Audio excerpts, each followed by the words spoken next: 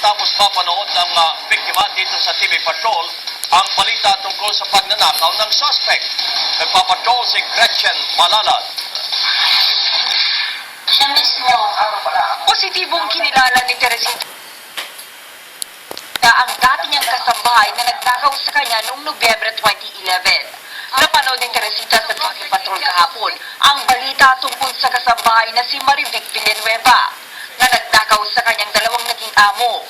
Pero Gemma Cordero daw ang ginamit itong pangalan nung mamasukan sa kanya. Patapos ang 3 linggo, nagulat na lang siya sa kanyang pag-uwi mula sa pag-grocery na wala na ito sa bahay.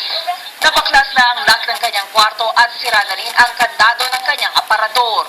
3 weeks lang siya, hindi ko siya tinatrust na pumasok sa kwarto ko para maglinis.